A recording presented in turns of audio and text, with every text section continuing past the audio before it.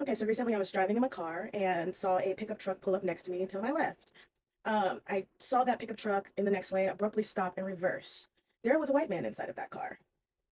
He pulls up next to me and motions for me to roll the window down.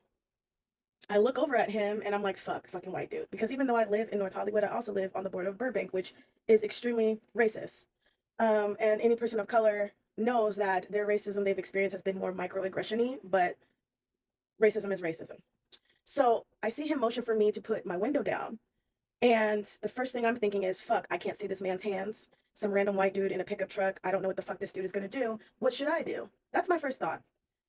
I decide to lower my window down about this much. And I said, can I help you? And he says, oh, I'm sorry. I just thought you were so beautiful. And I just wanted to stop and see if I could take you on a date. My second thought is, what I've seen and acknowledged, unlike most people, is that that's not always a safe situation for Black women, especially when Black women are going to Tanzania with their white fiancés and apparently committing a suicide inside of a closet that is smaller than her.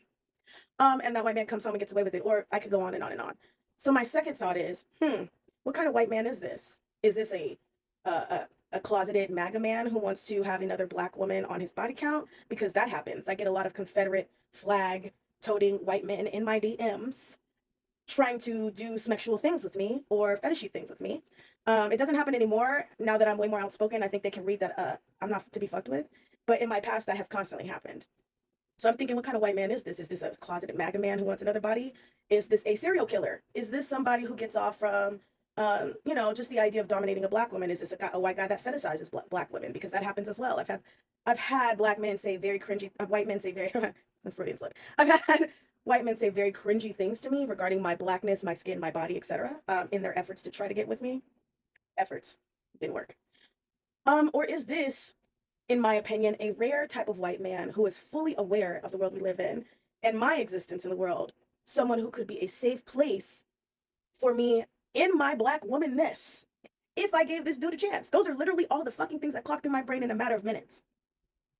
I'm saying this to say, when it comes to situations like Tamala Holsford or Nolan Wells, there's a reason why Black people are saying what the fuck we are saying.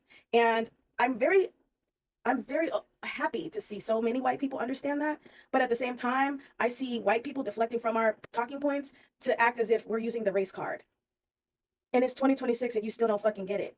Those thoughts that I have as a Black woman with a white man approaching me are the thoughts that we have every fucking day in society, in every fucking room we walk into, in every corporate boardroom we're in every stage we touch, in every studio we walk into, in every classroom we walk into, in every bar we walk into. This is how Black people process the world every fucking day, every moment, every minute, every hour.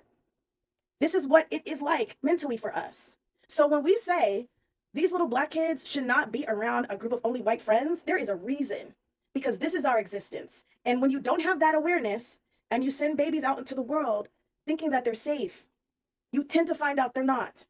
And women like me who are 80s babies, who have lived and experienced things and seen how there's a difference between how my white friends show up for me versus my Black friends show up for me, I can tell you, and I'm not saying all my white friends, so y'all, there's two that show up for me, okay?